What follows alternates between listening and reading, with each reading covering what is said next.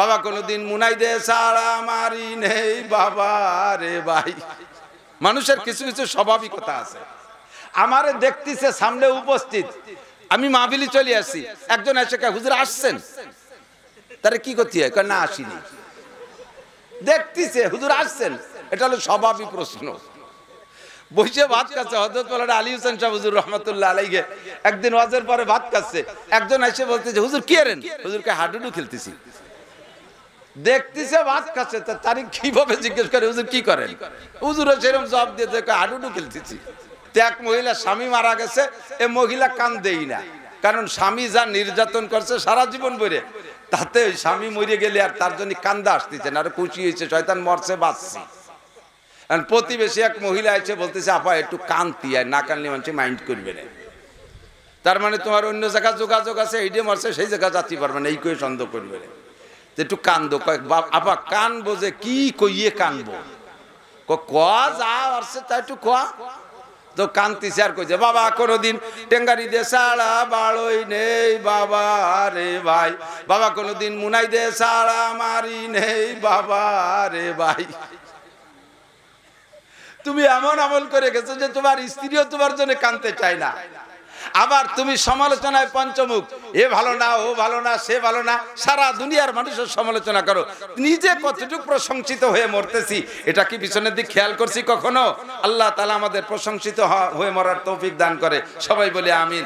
ফাঁকে ওই জায়গা অল্প একটু ওয়াজ করে আসি। মনে আছে সাইয়্যিদাতুন নিসাই আহলিল জান্নাহ, জান্নাতি নারীদের নেত্রী হযরত ফাতেমা, জোরে বলেন কে? ফাতেমা, হাসান হুসাইনের মা, যুবকদের লিডার হাসান হুসাইন তাদের মা, শেরে খুদা আলীর স্ত্রী, বিশ্বনবী মুহাম্মদুর রাসূলুল্লাহর কলিজার টুকরা কন্যা ফাতেমা রাদিয়াল্লাহু তাআলা আনহা স্বামীর খেদমতে সারাটা রাত এক গিলাস পানি হাতে করে দাঁড়িয়ে, স্বামীর খেদমতে এক গিলাস পানি হাতে করে সারাটা রাত দাঁড়িয়ে খেদমত করেছে। আমার দেশের মা বোনরা, ভাই এদিক তাকান, আপনারা আমরাও মেয়েদেরকে বিয়ে দেওয়ার সময় বিয়েই রে বলে দেই, জামাইয়ের বাপরে বলে দেই বিয়েই। আমার মাইয়েডা এতদিন আমাদের বাড়ি ছিল, জীবনেও এক গ্লাস পানি ডালি খাই নেই, এই 17 বছর আমরা গালে উঠে ভাত খাইছি। তার মানে কি যে তুমিও বাড়ি নিয়ে আমার মাইয়েডারে খাটাই ফিটাই খাইও না, এইভাবে আদরে আল্লাহতে রাখো। এই কথা বলবেন কেন? জামাইরে বলে দেয় বাপ খেয়াল রাখিস বাপ, আমার বড় আদরের মাইয়া, এর দিয়ে আমরা কোনোদিন কিছু করি নাই, গায়ে একটু নখে রেসর দেই নাই, এক গ্লাস পানি ঢালাই খাই নাই, ওর পানিটুকু ঢেলে দিছি, তার মানে আমার মাইয়েডারে তুমি পানি ঢেলি খাওয়াইও। এই যে মায়েরে অলসতার ট্রেনিং দিয়ে পাঠাইতেছেন, ওই মাইয়া ওই বাড়ি যে টিকতে পারবে না।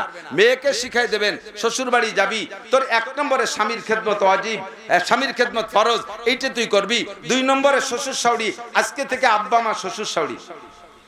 মহিলাদের বিবাহের আগ পর্যন্ত জন্মদাতা আব্বা মা, তাদের খেদমত আবিল ওয়ালিদাইনি ইহসানা, এই আয়াতের দ্বারা আব্বা মার খেদমত। যখন মেয়েদের বিয়ে হয়ে যায়, শ্বশুর বাড়ি চলে যায়, তখন শ্বশুর শাশুড়ি হয়ে যায় আব্বা মা। তুমি আজকে থেকে খেদমত চেঞ্জ করে দাও, আব্বা মা বলে আমাদের যে খেদমতটা করতে, এই খেদমত আজকে তুমি শ্বশুর শাশুড়িরে করবা। সেই বাড়ির সবচাইতে বেশি কাজ তুমি করবা, মা রান্না করে খানা খাবা, বাজারে খানা খাবা না। ইদানিং দেখেন আশ্চর্য, সব অনলাইন হয়ে গেছে। একটু পয়সাওয়ালারা যারা, এই বাড়ির মহিলারা রান্না বান্না করে খাবে না, অনলাইনে অর্ডার দিয়ে 3 বেলা জায়গায় বসে খাবে। এমন গাইতু গরু হয়েছে, গড়িয়ে গরু। বিভিন্ন জায়গায় রেস্টুরেন্ট, রাস্তাঘাটে, রাস্তায় বড় বড় হোটেল হয়ে গেছে। বিকেল বেলা দেখা যায় গাড়ি ভরে নিয়ে অফিসারদের বউরা, শিল্পপতিদের বউরা, পয়সাওয়ালাদের বউরা, কন্ট্রাক্টরের বউরা এই জায়গা যায় ওখানে বসে খাবে, রান্না করে খাবে না। আরে পরে রাতের খাওয়া নিজে হাতে করে রান্না করে খাওয়া, এর মজাই একটা আলাদা। কথা বলেন ঠিক না? যে কথা এসে যায় বলে যায়, আপনি আপনার ছেলেরে দিয়ে বাজার করাবেন, আপনি ওই বাজার খাইয়ে মজা পাবেন না। আপনি বাজারে যাবেন, আপনার রুচি সম্মত চাহিদা অনুযায়ী দেখে দেখে মাছটা ভালো লাগছে, এই মাছটা কিনবো, লাউ এইটা ভালো লাগছে, এইটা কিনবো। ওই কেনার সময় চোখে যেটা ভালো লাগছে চয়েস করে কিনছেন, ওই কিনা থেকে নিয়ে রান্না করে খাওয়া পর্যন্ত ওই খাদ্যটার ভিতরে আপনার আত্মিক একটা টান তৈরি করে থাকে। এটা কখন রান্না করবে, এই কই মাছ কখন রান্না করবে, বড় ইলিশ কখন রান্না করবে, সেই থেকে জিভের ভিতরে পানি বাড়তে তালে থাকে। এরপরে সেই খাবার স্ত্রী রান্না করে দিলে তার ভিতরে যে মজা, ওই আটুরে বাজারে বেটারা রাঁধতে থুইছে, রান্না করে থুইছে, সেই জায়গা যাইয়ে কিনে খাবেন, সেই মজা আপনি পাবেন না। মহিলাও নিজে হাতে রান্না করলে যে মজা, এই মজা অন্য কোথাও পাওয়া যাবে না। মেয়েদেরকে অলসতার ট্রেনিং দিয়ে শ্বশুর বাড়ি পাঠাবেন না, তাদের কর্মঠ হওয়ার প্রশিক্ষণ দিয়ে পাঠাবেন। হযরত ফাতেমা রাদিয়াল্লাহু তাআলা আনহা স্বামীর খেদমতে যদি এরকম করতে পারে, আমার দেশের মা বোনরা স্বামীর কাপড় ধুয়ে দেবে না, স্বামীর কোনো খেদমত করতে রাজি না। ভালো করে জেনে নেন। এসে গেছে একটু বলে যায়, ওয়াজের দিকে চলে যাব, ওয়াজ রয়েছে অন্য জায়গা। ছোট্ট করে বলে যাই, স্বামীর খেদমতে আপনি মারা ন্যূনতম হাত্তা লুকমাতে ফিহে, যদি কোনো মহিলা তার স্বামীর মুখে একটা কুল বরই, একটা কমলা লেবুর দানা, একটা ডালিমির দানা, এক লুকমা খাবার স্বামীর মুখে মোহাব্বতের সাথে তুলে খাওয়ায় দেয়, তাহলে ওই মহিলার আমল নামায় 7 ভরি স্বর্ণ আল্লাহর রাস্তায় সদকা করে দিলে যেই নেকি, সেই নেকি আল্লাহ তাআলা দিয়ে দেয়। মহিলাদের ইনকাম করে একেবারে সহজ, পরিশ্রম কম, পারিশ্রমিক বেশি। মোহাব্বত করে স্বামীর একটু হালকা খেদমত, স্বামী রাত্রে শুয়ে আছে, মাথার মধ্যে চুলের মধ্যে আঙ্গুল ঢুকাই দিয়ে হালকা একটু মেসেজ চাপ দিচ্ছে, স্বামী আরামে ঘুমাক। প্রত্যেক একটা চাপ দিয়ে 7 ভরি স্বর্ণ আল্লাহর রাস্তায় দান করার সওয়াব। স্বামীর জুতা জোড়া সোজা করে দিলে 7 ভরি স্বর্ণ দান করার সওয়াব। এমনকি গায়ে একটা ঘামাসি গোটা দেখছে, এই ঘামাসির গোটাটা যদি স্বেচ্ছায় মোহাব্বতের সাথে স্ত্রী গায়ের থেকে মেরে দেয়, তাহলে মহিলার আমল নামায় 7 ভরি স্বর্ণ দান করার সওয়াব। স্বামী মাঠের থেকে কষ্ট করে এসে ঘরে বসছে, একটা হাত পাখা তাল পাখা, অথবা ঘরে যদি কারেন্টের ফ্যান থাকে, সুইচটা অন করে স্বামীর গায়ে বাতাস চালু করে দিয়েছে, সুইচ অন করতে যে দেরি, তার আমল নামায় 7 ভরি স্বর্ণ দান করার নেকি লিখতে একটু দেরি হয় না। যদি কারেন্ট ফ্যান না থাকে, ফ্যান চালাই দিতে হবে। ফ্যান তাই বলে যেন কনকনে শীতের রাত্রি, পুষ মাসের রাত্রি আছে, স্বামী বইছে আর ফ্যান চালাই দিলেন, সে সময় আপনার এই 7 ভরি নেকি স্বর্ণ দান করার নেকি নিতে হলে গায়ে একটা কম্বল জড়াই দিতে হবে, কম্বলটা লেপটা গায়ে উঠে দিলে 7 ভরি স্বর্ণ দান করার সওয়াব। আপনি স্বামীর জুতো জোড়া সোজা করে দিলে 7 ভরি, ওযু বানানোর পানি গরম করে দিলেন শীতকালে, 7 ভরি স্বর্ণ দান করার সওয়াব। মহিলাদের পায়ে পায়ে কদমে কদমে আল্লাহ তাআলা নেকি কামাই করার ব্যবস্থা করে দিয়েছেন। দুঃখের বিষয় হলো চলমান জগৎটা এমন পরিস্থিতিতে এসে পৌঁছে গেছে, নারীদেরকে স্বামীদের থেকে বিচ্ছিন্ন, সমান অধিকারের নামে নারীদেরকে স্বামী স্ত্রী যে সম্পর্ক, এই যে ভালোবাসাটা, এই যে খেদমতের আদান প্রদানটা, এটা একেবারে বিলুপ্ত করার একটা ষড়যন্ত্র। কথা বলুন ঠিক কি ঠিক না? সমান অধিকার, এই কথাটা বলতেই তো লজ্জা লাগে। সমান অধিকার বহুত ব্যাখ্যা আমরা কইতে পারি, কিন্তু সব কথা তার মাইকি কোয়া যায় না। তো সবচাইতে ছোট্ট একটা কথা বলি, সমান অধিকার যদি দেন, তাহলে এতদিন মহিলারা বাচ্চা পেটে গর্ভধারণ করছে, এখন থেকে বিটারা করবে। সমান অধিকার ভাগ করি, একদিন মহিলা আদম আলাইহিস সালাম থেকে এ পর্যন্ত মহিলারা বাচ্চা পেটে গর্ভধারণ করছে, এখন তো বিটাকে পেটে ঢুয়ে দেন। সম্ভব? কোথাও সম্ভব না। আর রিজালু কাওয়ামুনা আলান নিসা, আল্লাহ তাআলা পুরুষদেরকে নারীদের উপরে প্রাধান্যতা দিয়ে সৃষ্টি করেছে। পুরুষের হাড় শক্ত, কণ্ঠ মোটা, গায়ে শক্তি বেশি, মেধা বেশি। 2 জন মহিলা সাক্ষীর পরিবর্তে 1 জন পুরুষ সাক্ষী যথেষ্ট। 2 জন মহিলা সাক্ষীর যতটুকু গুরুত্ব, 1 জন পুরুষ সাক্ষীর সেই গুরুত্ব আল্লাহ তাআলাই তার পক্ষ থেকে এভাবে ভাগ করে দিয়েছে। আপনি কেন তাদেরকে সমান অধিকার দেবেন? আদৌ কোনোদিন পারবে?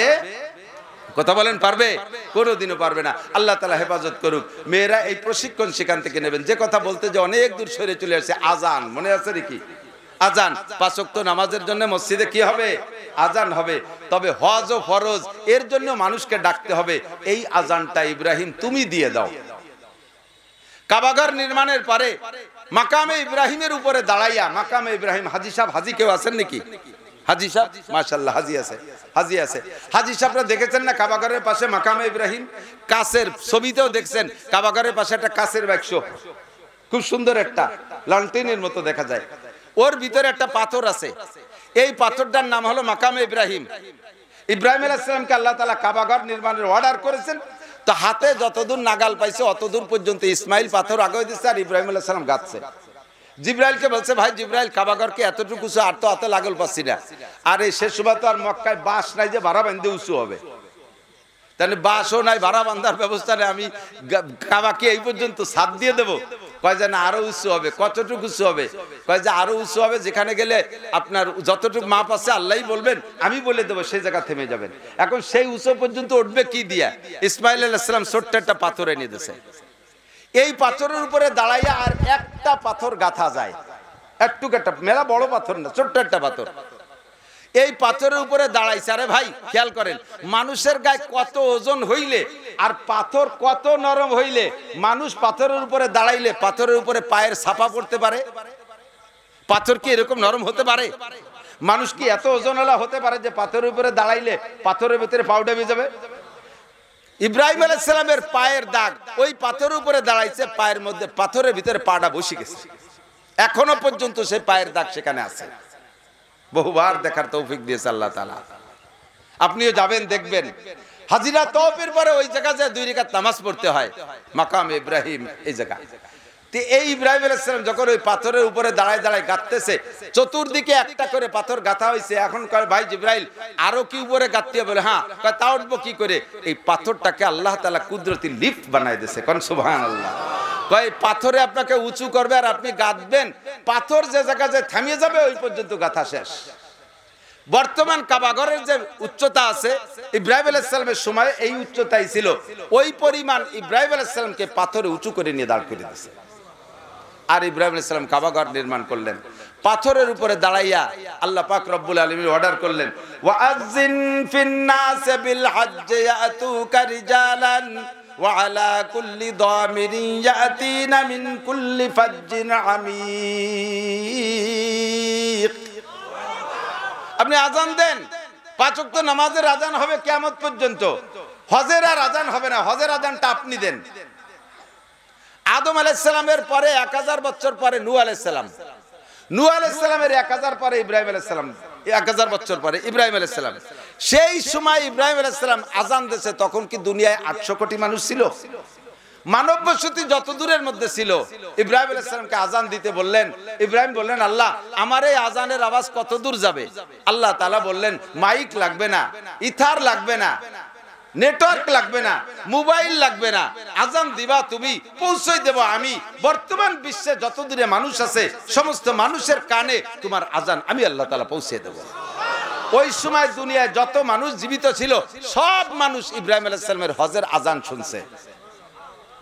শুধু তাই না, খেয়াল করেন, দুনিয়ায় যারা জীবিত ছিল শুধু তাই না, আমরা তো সে সময় দুনিয়ায় ছিলাম না, আমরা ছিলাম রূহের জগতে। এই ইব্রাহিম আলাইহিস সালামের আজান, হজের আজান রূহের জগতে পৌঁছে গেছে। ওখানে বসে আমরা লব্বাইক বলেছিলাম। হজের আজানের জবাব কি? লব্বাইক। বলেন কি? আরেকবার বলবেন না জোরে? হাজী সাহেবরা হজে যাইয়া কি বলে? আমরা একটা তলবিয়া পড়ে নেই, যদি আমাদের এই আন্তরিক তলবিয়াটা আল্লাহ কবুল করে তাহলে মরার আগে একবার হজ নসিব হয়ে যেতে পারে।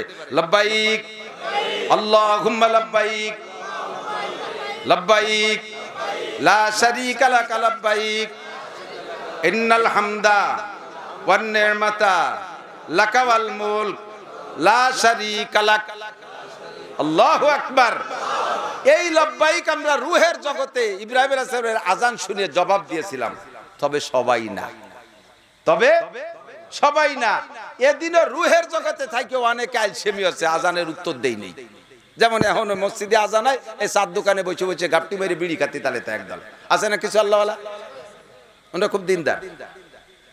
ওই জায়গা থেকে ইব্রাহিম আলাইহিস সালামের হজের আজানের জবাব যারা দিয়েছেন, খেয়াল করেন, যারা হজের আজানের জবাব দিয়েছেন, দুনিয়ায় আসার পরে যত গরিব হন, যত অভাবী হন, মক্কা থেকে যত দূরে আপনার বাড়ি হোক না কেন, মরণের আগে একটা বার হলে আপনি হজ অথবা উমরা করতে পারবেন।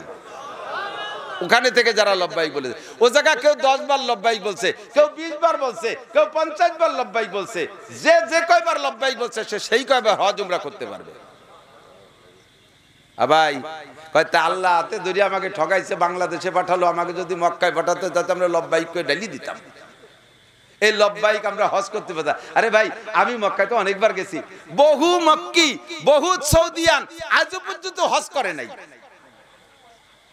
বাড়ি সৌদি আরবে, আজও হজ করতে পারে নাই। আরে সৌদি হলেই হজ করা যায় না, সৌদি হলেই হজ করা যায় না, হজের কপালে থাকতে হবে। অথচ বাঙালি বহুত গরিব আছে। এই রমজানে, আগের রমজানের পরে, এই রমজান গেল তার গত রমজানের পরে আমি আমার 2 ছেলেরে নিয়ে গেছি উমরায়। আমাদের সাথে রূপসা ফেরিঘাটের একজন কুলি, জাহাজের থেকে মাল আনলোড করে, এই লোকটা আমাদের সাথে উমরায় গেছে। মদিনার থেকে যেদিন আমরা ব্যাক ফ্লাইটে আসবো, আগের রাত্রে শুনি যে উনি ফোনে কথা বলতেছে রূপসা ঘাটের সাথে। ওই রূপসার ঘাটের জিম্মাদার যে, সে বলতেছে তুমি কবে আসবা, একটা জাহাজ আসতেছে, এই জাহাজওয়ালারা আমাকে বলে রাখছে যে অমুক রেজে গাড়ি জাহাজ আনলোড করতে হবে, তুমি কি এসে পারবা? তো বলতেছে হ্যাঁ, আমি ইনশাআল্লাহ আগামীকালকে ব্যাক ফ্লাইটে আসবো, 2 দিন পরে আমি আইসা আপনাদের মাল আনলোড করে দেব। আগো কুলি পরও কুলি, ফাঁকে হজ করে আসছে, কিচ্ছু নাই, ভিটে বাড়ি ছাড়া, কিছু ভিটে ঠুক ছাড়া আর কোনো জায়গা জমি নাই। সারা জীবনের সাধনা, আমি একবার চোখ দিয়ে কাবা ঘর দেখবো, সারা জীবনের সাধনা একবার আমি চোখ দিয়ে মুহাম্মদুর রাসূলুল্লাহ সাল্লাল্লাহু আলাইহি সাল্লামের রওজাটা দেখবো, এমন একটা শখ কি জীবনে হতে পারে না? रहे मेरा मस्कन हवालिए काबा, बने मेरा मदफन दियारे मदीना, वहाँ जलवा फरमा हयातुन नबी है, वही जायरी रे मज़ारे मदीना। साहिल से लगा दे मेरे इश्कों की सफीना, आँखों से दिखा दे मुझे मक्का व मदीना, आँखों से दिखा दे मुझे मक्का व मदीना। দুনিয়ার সংসদ ভবন দেখেছো, রাজা বাচ্চার বাড়ি দেখছো, আর নেতা নেত্রীর বাড়ি দেখছো, দুনিয়ার যত ঘর বাড়ি দেখো না কেন, ওই কালো ঘরটায় কোনো কারুকার্য নাই, ওর গায়ে কোনো রং নকশা নাই, একেবারে কালো, গায়ে মাইটে মাইটে পাথর দিয়ে বানানো, গায়ে একটা কালো কাপড় দিয়ে ঘেরা। ওই ঘরটারে যতবার দেখবা কোনো দিন তৃপ্তি শেষ হবে না, সারা জীবন ভরেও যদি দেখেন কোনো দিন আপনার চোখ ফিরাইতে পারবেন না। এমন একটা মজার একটা আকর্ষণ ওই কালো ঘরের মধ্যে রেখেছে, একটু যাওয়ার শখ হয় কার কার? সত্যি অনেকে হাত উঠেছে, টানাই পয়সা নাই, খালি খালি হাত উঠে বুঝে লাভ কি? আল্লাহ যদি কবুল করে টাকা পয়সা লাগে না, ওই কুলি বেচারা সেও যাইয়া উমরা করে আসছে, বলেন আলহামদুলিল্লাহ। যাবেন তো? এই সময় হযরত ইব্রাহিম আলাইহিস সালামের হজের আজানে যে সকল আশিকিনরা রূহের জগতে লাব্বাইক বলেছিল, তারা লক্ষ লক্ষ যাইতেছে, তারা হজ করবে, তারা উমরা করবে। আল্লাহ পাক আমাকেও তৌফিক দিয়েছে, আমি গিয়েছি, আরো যাব ইনশাআল্লাহ। আল্লাহ যদি এই মাঠে যারা বসা আছে মরণের আগে একটা বার হলো হজ উমরা করার তৌফিক দান করে। আজকে থেকে একটা বিমা খোলেন, হজ বিমা, জীবন বিমা তো কত খুললেন, জীবন বিমা, এই জীবন বিমা খোলে না? জীবন বিমা, ওর নাম কি জীবন বিমা না মরণ বিমা? আমি না নাম থুইছি মরণ বিমা।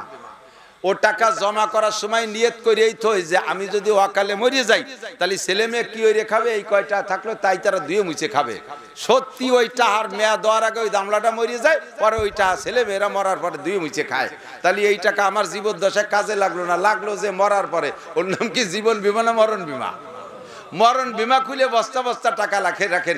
আজকে থেকে প্রতিজ্ঞা করেন, আমি এখন থেকে একটা হজ বিমা করবো ইনশাআল্লাহ। হজ বিমা মানে করে ব্যাংকে টাকা রাখবেন না, ছোট ছোট করে নিজের অধীনে আয়ত্তের মধ্যে রাখা আপনি টাকা জমা করেন, পরিমাণ মতো টাকা হয়েই যাবে ইনশাআল্লাহ, পরিমাণ মতো টাকা হয়েই যাবে। আল্লাহ তাআলা সবাইরে নসিব করে বলেন আমিন। সময়টা এখন হজের সময়, সারা দুনিয়া জুড়ে দোয়া কবুল হবার সময় চলতেছে। বিশ্বের যেখানেই মুসলমান আছে সেখান থেকে যাইতেছে, আমার বাংলাদেশে থেকে হাজার হাজার হাজিরা যাচ্ছে। এই দোয়া কবুল হবার সময় আল্লাহ তাআলা আমাদের বসার তৌফিক দিয়েছে। আল্লাহ তাআলা আমাদের আজকের মজলিসকে কবুল করে, যে কথাগুলো শুনেছি সামনে শুনবো, আমল করার তৌফিক দান করে, সবাই বলেন আমিন। মুক্তাসার বেশি লম্বা করব না, অনেক কথা বললে মনে থাকে না, পিছনে যে কটা বলছি ও কটা তো মনে আছে, ও কটা তো আমল করা যাবে ইনশাআল্লাহ।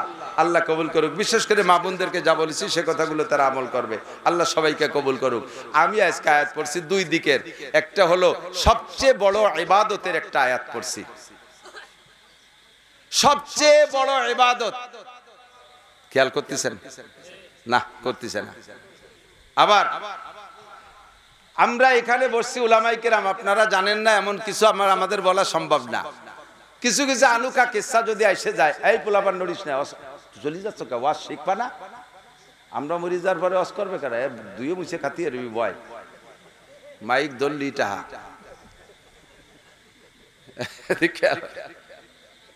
সবচেয়ে বড় ইবাদত, খেয়াল করেন। আবার বলি, দুনিয়ায় সবচেয়ে কঠিন কাজ কোনটা কেউ কি বলতে পারেন? জানা আছে?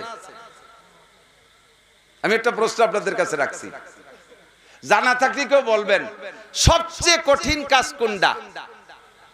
কে জানা থাকলে জানা মতে কয় যে হুজুর ও কয়ে সারার কায়দা নাই, কোনটা কঠিন? আমি জানি সবচেয়ে কঠিন কাজ কোনটা। সবচেয়ে কঠিন কাজ লেখাপড়া। লেখাপড়ার চেয়ে কঠিন কাজ নাই। ছেলেটারা স্কুলে দিয়েছেন, দেখবেন 2-4 ক্লাস পড়ি আর পড়বে না। প্রাইমারি পড়লেও হাই স্কুলে যাওয়ার পরে 7-8 এর পরে আর পড়বে না। এর না পড়ার কারণে পিটেবেন, জান বেরোয় ফেলবেন মারতি মারতি, তবুও যাবে না স্কুলে। স্কুল বাদ দিয়ে ইট বাটায় কাজ করবে, স্কুল বাদ দিয়ে 6 মিলি 30-40 সিএফটি গাছ পেটে বাঁধা ঠেলতি রাজি, তবু ভর্তি রাজি না। কতক্ষণ পড়ার ভয়তে আমার মাদ্রাসার ছাত্র পুরন কবরস্থানের ভাঙ্গা কবরের মধ্যে যে ফলাইছে, যে জায়গা দিনই যাইতে ভয় লাগে যে ওই জায়গা গেলি পারা ফেরেশতারা জিজ্ঞেস করলো মার রব্বুকা, সেই পুরন ভাঙ্গা কবরের মধ্যে ফলাই রয়েছে আমার এক সাথী ছাত্র বয়সে, দিনই যাইতে সে জায়গা ভয় পাই। তাহলে পড়ালেখা এত কঠিন যে পড়ালেখা বাদ দিয়ে দুনিয়ার কঠিন থেকে কঠিন কাজ করতে রাজি, তবু পড়তে রাজি না। দুনিয়ার কাজের দিক দিয়ে কঠিন কাজ, সবচাইতে কঠিন কাজ লেখাপড়া। আর সবচাইতে শ্রেষ্ঠ ইবাদত কোনটা, এটাও আপনি যদি চাও, সবচেয়ে বড় আবেদ হইতে চাও, আল্লাহর কাছে যদি সবচেয়ে বড় আবেদ হিসেবে পরিগণিত হতে চাও, তাহলে একটা কাজ করো, কাজটা ছোট, ইত্তাকিল মাহারেম। দুনিয়ায় যত হারাম কাজ আছে সব হারাম কাজগুলো পরিহার করে চলো, সমস্ত হারাম কাজগুলো ছেড়ে দাও, তাহলে তুমি হবা সবচাইতে বড়। আল্লাহ পাক নিজেই বলেন ইনতাজতানিবু কাবায়ের, আমার দিক যত কবিরা গুনাহ আছে সমস্ত কবিরা গুনাহ হালাল না হারাম? জোর হলো না? যত কবিরা গুনাহ আছে হালাল না হারাম? আল্লাহ পাক বলেন ইনতাজতানিবু কাবায়ের, যদি তুমি কবিরা গুনাহগুলো ছেড়ে দিতে পারো। নবী পাক বলেন তাকুন আবাদান নাস, তাহলে তুমি হবা সবচাইতে বড় আবেদ। আল্লাহ পাকও বলে নাই, নবীও বলে নাই সবচেয়ে বেশি নামাজ পড়লে সবচেয়ে বড় আবেদ, সারা রাত দাঁড়ায় দাঁড়ায় নফল পড়লে সবচেয়ে বড় আবেদ, রেগুলার তাহাজ্জুদ পড়লে সবচেয়ে বড় আবেদ, মাসে 2 খতম কোরআন পড়লে সবচেয়ে বড় আবেদ, বছরে 2 বার সরমুনায় যাইতে পারলে সবচেয়ে বড় আবেদ, বছরে 2 বার উমরা করলে সবচেয়ে বড় আবেদ, প্রত্যেক বছর একবার হজ করলে সবচেয়ে বড় আবেদ, লক্ষ লক্ষ কোটি কোটি টাকা দান করলে সবচেয়ে বড় আবেদ, অবিরাম জিকির ফিকিরে থাকলে সবচেয়ে বড় আবেদ, মাথায় পাগড়ি বাঁধতে জুব্ব পরে চললে সবচেয়ে বড় আবেদ। এ কথা আল্লাহ বলে নাই, নবীও বলে নাই। আল্লাহ বলেছেন, নবীও বলেছেন, সবচেয়ে বড় আবেদ হওয়ার জন্য একটাই আমল, তোমার জানা মতে কোরআন সুন্নাহ অনুযায়ী, কোরআন এবং হাদিসে যাকে হারাম বলে এই সমস্ত হারামগুলো পরিহার করো, তাহলে হবা তুমি সবচেয়ে বড় আবেদ। তাহলে বোঝা যায় সমস্ত হারাম কাজ ছেড়ে দেওয়া সবচেয়ে বড় ইবাদত। বুঝেন নাই? সব হারাম কাজ ছেড়ে দেওয়া সবচেয়ে বড়। কেন বললেন? আরে ভাই আমার দিক, কেন বললেন? ইবাদত করা যতটা কঠিন, হারাম কাজের অভ্যাস থাকলে তা ছাড়া তার চাইতে কঠিন। কতক্ষণ? দুধ হালাল, খাইয়ে শুকর আদায় করলে নেকি হয়। দুধ পান করে আলহামদুলিল্লাহ বলছেন, নেকি হয়ে গেছে। দুধ খাওয়া সহজ, কোনো কঠিন না। পানি খাওয়া সহজ, ওয়াসাকাহুম রাব্বুহুম শারাবান তাহুরা, আলহামদুলিল্লাহ বললেন, পানি খাওয়া হয়ে গেল, নেকিও হয়ে গেল। শুকর আদায় করা কোনো কঠিন না। কথা বলেন? স্ত্রী আছে আপনার ঘরে, ব্যবহার করা সহজ। রাতের বেলায় স্ত্রী, আপনি এক জায়গা থাকেন, ইচ্ছা মতো স্বামী স্ত্রী বৈবাহিক জীবন যাপন করতে পারতেছেন, ব্যবহার করতেছেন, স্বামী স্ত্রী মিলনে মিলনে নেকি হয়, এ নেকি কামাই করা সহজ। কিন্তু যদি কোনো পুরুষের জিনা করার অভ্যাস থাকে, কোন পরনারীর সাথে পরকিয়া করে, দুঃসম্পর্ক, খারাপ সম্পর্ক করে, খারাপ অভ্যাস থাকে, জিনা করার অভ্যাস থাকে, ঘরে যত বড় সুন্দর স্ত্রী থাকুক না কেন, ওর যদি কোনো জায়গা প্রেম প্রণয় করে সে জায়গা জিনা করার অভ্যাস থাকে, সেখান থেকে উঠে আসা বহুত বড় কঠিন। আসতে কইছেন ঠিক? প্রমাণ হলো যে আপনারা সবাই ভালো, ওই অভ্যাস নাই, দোষ নাই, এটা দোষের কিছু না। যার এই অভ্যাস আছে, তার ঘরে যদি বিশ্ব সুন্দরী প্রিয়াঙ্কা চোপড়াও যদি তার স্ত্রী হয়, বাংলাদেশের চলচ্চিত্রের সুন্দরী নায়িকাও যদি তার স্ত্রী হয়, ওই স্ত্রী ঘরে থাকতে সে যদি এক মহিলার সাথে প্রেম করছে, মহিলার চেহারা আলকাতরাতুন নিসা, কাউসার মতো কালা, নাম তার কাজলি, এই সাকালার কালা, অথচ তার সাথে ভালোবাসা হয়ে গেছে, সে জায়গা সম্পর্ক চলতেছে, ওই জায়গাতে উঠে আসা বহুত বড় কঠিন। যদি কোন লোকের ঘুষ খাওয়ার অভ্যাস হয়, যদি কোন লোকের ঘুষ খাওয়ার অভ্যাস হয়, ওই লোকটা বেতনে তৃপ্তি পায় না। কতক্ষণ? ঘুষ খাওয়ার অভ্যাস হইলে ঘুষ খাওয়ার অভ্যাস হলে বেতনে তৃপ্তি পায় না, কারণ বেতন সম্পর্কে জানা আছে, ওটা অনায়াসে অ্যাকাউন্টে ঢুকে যাবে, বেতনটা অনায়াসে অ্যাকাউন্টে তারিখ মতো ঢুকে যাবে, ওটা এনি টাইম যে কোনো সময় বের করে নিয়ে আসতে পারবো। কিন্তু ঘুষে টাকা ছুটে গেলে ধরা কঠিন, এই জন্য ঘুষের পিছনে হন্যে হয়ে ছোটে, আছে না নাই? ঘুষ খাইতে আল্লাহু আকবার, যে একবার যদি ঘুষের অভ্যাস হয়ে যায় তাহলে যে জায়গায় গেলে ঘুষ নাই ওই জায়গা মধ্যে পোস্টিং নিতেই চায় না। যে এলাকায় ঘুষ বেশি, লক্ষ লক্ষ টাকা দিয়ে সেই এলাকায় পোস্টিং নেয়। এরকম কিছু আল্লাহওয়ালা অফিসার আছে না? এরকম কিছু দিনদার ভদ্রলোক আছে না, চাকরি বাকরি করে? কোথায় ঘুষ বেশি, পোস্টিং সেই জায়গা নেব। আর ঘুষের যদি একবার অভ্যাস হয়ে যায় তখন সে বেতনে তৃপ্তি পায় না। যে লোকটা মদ গাঁজা ইয়াবা ফেনসিডিল হিরোইন খাওয়ার অভ্যাস হয়ে গেছে, ওই লোকটা দুধে তৃপ্তি পায় না, মধুতে স্বাদ পায় না, ওই লোকটা দুনিয়ার কোনো হালালে তৃপ্তি পায় না। আর ওই হারাম থেকে উঠে আসা বড় কঠিন। হারাম থেকে ফিরানোর জন্য তাকে কি পরিমাণ চেষ্টা করে। রেহাব নামে জেলখানা বানাইছে, রেহাব। এই রেহাবের ভিতরে নিয়ে 3 মাস 6 মাস পর্যন্ত আটকায় রেখে বাড়ি পাঠায় দেয়। প্রথম দিন আইসেই বিসমিল্লাহ কয়, সেই মদ দিয়ে আর গাঁজা দিয়ে।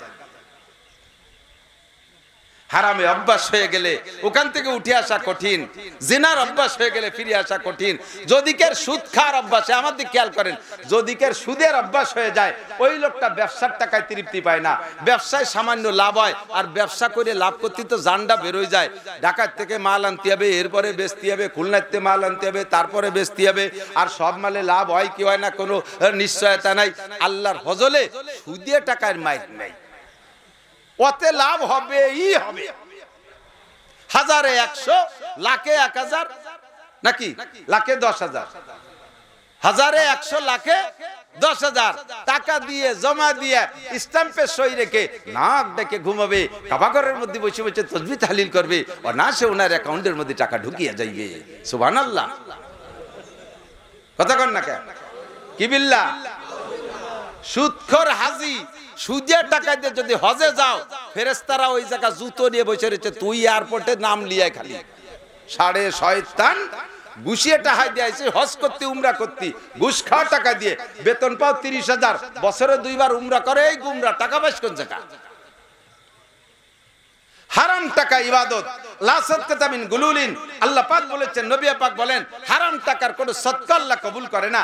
হারাম টাকা ঘুষ খাইয়া, সুদ খাইয়া, চুরি করে, ডাকাতি করে, কন্ট্রাক্টের মাল মারিয়ে দিয়ে রাস্তায় কন্ট্রাক্টরের মাল দেছে, এই পরিমাণ মাল রাস্তায় খরচ করবা, লামসাম খরচ করে মোটা টাকা মারিয়ে দিয়ে সেই টাকা দিয়ে মসজিদের টাইলস কিনে দেয়, এসি কিনে দেয়।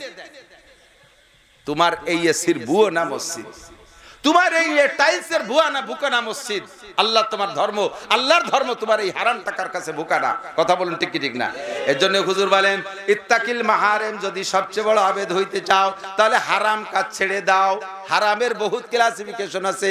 আল্লাহ পাক বলেন, ইনতাজতানিবু কাবায়ের, যদি কবিরা গুনাহ ছেড়ে দিতে পারো, নুকাফির আনকুম সাইয়্যাতিকুম, তোমাদের সগীরা গুনাহ আমি আল্লাহ বিনা তওবায় ক্ষমা করে দেব। সগীরা গুনাহ ক্ষমা চাওয়ার জন্য তোমার তওবা করা লাগবে না, শুধু কবিরা গুনাহ পরিহার করলে তোমার সব সগীরা গুনাহ এমনি মাফ করে দেব। বলেন না সুবহানাল্লাহ? কিছু কিছু কবিরা গুনাহ সমাজে এলাকায় সমকালীন পরিবর্তন হয়, এজন্য বলা লাগে। এদিক খেয়াল করেন, মিথ্যে কথা বলা সগীরা না কবিরা? জোর হলো না? বলেন না একটু? আমি কেন বলাচ্ছি, কিয়ামতে যাই যাতে অস্বীকার করতে না পারেন, হুজুরকে কাছে শুনি নেই এমন ভাবে ভ্যাকসি বেড়ে পড়বেন, কোনো দিনও শুনি নেই যে মিথ্যে কথা কলি কবিরা গুনায়। আল্লাহ তুমি আমার চেনো না, আমি কত ভালো মানুষ, যদি জানতাম যে মিথ্যে কথা কবিরা, আমি কোনোদিন কই? এই বলে মুখ মসবেন কাউর মতো, কাউয়ে দেন কিছু খাইয়ে ডালের সাথে বাড়ি ভর দেয়, কিছু খাইনি। এই কাকের মতো মুখ মুছবেন যে কোনোদিন শুনি নাই, এজন্য মস্ক করাই দিলাম। মিথ্যে কথা বলা সগীরা না কবিরা? গীবাত করা সগীরা না কবিরা? গীবাত বোঝেন? এই বিষয়টা একটু বুঝতে হবে, একটু কষ্ট করেন, একটু কষ্ট করেন, মুহাব্বতের সাথে একটু কষ্ট করেন, শুনবেন শুনবেন। গীবাত হলো আসাদ্দু মিনাজ জিনা। আগে বোঝেন গীবাত কারে কয়। আমি মাওলানা নাসির একটা অন্যায় করছি, আপনার সামনে ধরা পড়ে গেছি অন্যায়টা করিয়া, আমি নিজেও লজ্জিত অন্যায়টা করিয়া, আমি রাতের বেলা আল্লাহর কাছে ক্ষমা চেয়ে নিছি, তওবা করছি আমি। আপনি আমাকে সমাজে খাটো করার জন্য, সমাজে আমাকে খাটো করার জন্য, দাগি করার জন্য মানুষের কাছে যেখানে সেখানে আমার ওই দোষটা চর্চা করতেছেন, এর নাম গীবাত। হয়তো বলবেন যে এটা তো আমি বানাই বলতেছি না, হুজুর করছে তাই কইতেছি। কয় হাদিসে বলে এই জন্যই তো গীবাত, আর হুজুর করে নাই এটা যদি হুজুরের নামে বানায় বানাওটি করো, মিথ্যা কথা বানাও, তাহলে তার নাম অপবাদ। তার নাম কি? অপবাদ। আর জিনার গীবাতের চাইতে অপবাদ আরো বড় কঠিন শাস্তি, আরো বড় কঠিন। তো গীবাত হলো কি? আল গীবাতু আসাদ্দু মিনাজ জিনা। একজন একটা অন্যায় করছে, ওই অন্যায়টা মানুষের কাছে, মানুষের ভিতরে বলে বেড়ানো, যেই অন্যায়ের কথাটা তাকে বললে সে কষ্ট পাইতো, সেইটা তার সামনে না বলে আড়ালে আড়ালে বলে বেড়াচ্ছেন। আমি আপনাদেরকে অনুমতি দেই, আমার দিক তাকান, আমার দিক তাকান। গীবাতে একটা লাভ আছে।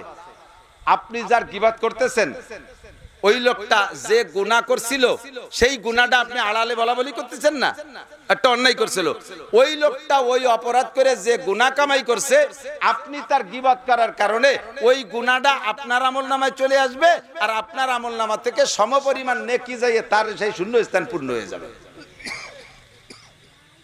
এজন্য আমি আপনাদেরকে অনুমতি দিচ্ছি, আপনারা যারা আমারে ভালোবাসেন, আপনারা যারা আমারে মোহাব্বত করেন, আপনারা একটু আমার সম্পর্কে গীবত করবেন। আমার যদি কোনো দোষ জানা থাকে, আমার আড়ালে একটু বলা বলি করবেন, তাতে আমার সহজ একটা ইনকাম, আমি ঘুমোই থাকবো, আর আপনি আমারে নেকি পাঠাই দিচ্ছেন আপনার আমলনামা থেকে, আর আমার ওই গুনার নেকিটা আপনি নিয়ে যাচ্ছেন। আপনার মতো বন্ধু হয় না আমার, আপনি আমার পরম চরম বন্ধু। কাজে এই কাজটা আপনারা করবেন, পারবেন তো ইনশাআল্লাহ? আমার এই উপকারটা করবেন না, করবেন কারে? যে আপনার শত্রু, যে আপনার দুশমন, যে আপনার ক্ষতি করে, তার এই উপকারটা আপনি করতেছেন। যত মানুষ সমালোচনা করে, শত্রুদের সমালোচনাই বেশি করে। কথা বলুন ঠিক না? এই গীবতের থেকে বাঁচেন। গান গাওয়া, গান শোনা জায়েজ না না জায়েজ? আরে কথা কয় না। হালাল না হারাম? বাজনা, বক্স, ডেক্স, ঢোলের বাড়ি, গিটার, হারমোনিয়াম, এই কনসার্ট করা, বিবাহ অনুষ্ঠান, মুসলমানি অনুষ্ঠানে বড় বড় বক্স নিয়ে বড় বড় ধুমধাড়াক্কা গান বাজনা গাওয়া বাজানো, এগুলো হারাম না হালাল? হালাল না হারাম? একটু বলেন না। হারাম না হালাল? হালাল না হারাম? জোর হলো না? বলছেন তো? কিয়ামতে আর আমার কোনো বিপদ নেই, আমার দায়িত্ব আমার খালাস। মুসলমানের অনুষ্ঠানে, বিবাহ অনুষ্ঠান, মুসলমানি অনুষ্ঠান, আকিকা অনুষ্ঠান, ওলিমা অনুষ্ঠান, বউ ভাত অনুষ্ঠান, এমনকি ইদানিং ঈদ উপলক্ষে যুবকরা বাড়ি এই সমস্ত বড় আইনিয়া ডিজে, কয় নাকি ডিজে, এই ডিজে বাজানো শুরু করে দিয়েছে। যেই বাড়ি এগুলো মেজবারুশ শায়াতিন, কিয়ামতের আলামত। আমার দিক তাকান। হুজুর বলেন ওয়াজাহারাতিল মাযিফুল কায়নাত, কিয়ামত আসতেছে তার পূর্বাভাস হিসেবে জেনে নাও। 15টা আলামতের ভিতরে একটা হুজুর বলেন ওয়াজাহারাতিল মাযিফুল কায়নাত, মুসলমানদের ভিতরে গান বাজনা বাদ্যযন্ত্র বেড়ে যাবে। মুসলমানরা গান বাজনা বাদ্যযন্ত্র বাড়ায় নেবে, এত পরিমাণ হবে যে ধর্মীয় প্রোগ্রামের ভিতরে বাজনা, ইদানিং এই যে ইসলামিক সঙ্গীত নামে গজল বানাইছে না, দেখবেন, খেয়াল করবেন, লক্ষ্য করে শুনবেন, এমন ভাবে বক্সের এই সাউন্ড গুলো সেট করে যে প্রত্যেকটা আওয়াজের সাথে একটা বাজনার ধ্বনি ওর মধ্যে থেকে বের হয়ে আসে। এজন্য হাটাজারি, দেওবন্দ, পাকিস্তানের বড় বড় দারুল ইফতা, বাংলাদেশের বড় বড় দারুল ইফতা থেকে এই জাতীয় ইসলামী সঙ্গীতকে নাজায়েজ ঘোষণা দেওয়া হয়েছে। আর এই ইসলামী সঙ্গীতের নামে হাজার হাজার নারীদের চরিত্র নষ্ট করে, একেবারে সচক্ষে বাস্তব। আমিও আজকে নামে গেছি, এরপরে আমার পরে আর এক বক্তা উঠছে, বড় কণ্ঠওয়ালা বক্তা। এমনি মোটামুটি আমি আলোচনার পরে যে এলাকা আমার পরিচিতি আছে, বিশেষ করে আপনাদের মাগুরা, আমার ফরিদপুর, গোপালগঞ্জ এই এলাকায় আমার হজের পরে যে হজের সময় যে পরিমাণ লোক থাকে, আমি ছেড়ে দেওয়ার পরে পরে ভালো উঁচু মানের কোনো বক্তা না হলে একটা ভাঙচুর লেগে যায়। তো আমার পরে যে বক্তারে দিয়েছে সে বক্তা অতটা প্রসিদ্ধ না, ও একটা কৌশল অবলম্বন করছে, যাইয়ে একটা গজলের টান দেবে, গজলের টানে লোকজন সব জমিয়ে যাবে।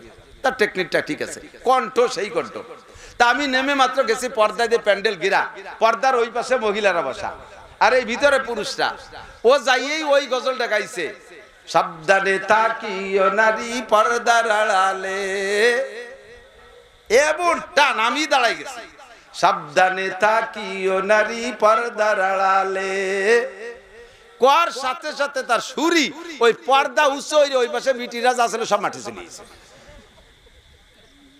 সে গায়ে যে পর্দার আড়ালে সাবধানে থাকে, তার সুরির ঠেলায় মহিলারা পর্দা ফাটাইয়ে চলে গেছে ভিতরে। এই জাতীয় সঙ্গীত, কণ্ঠ, এগুলো সম্পূর্ণ হারাম।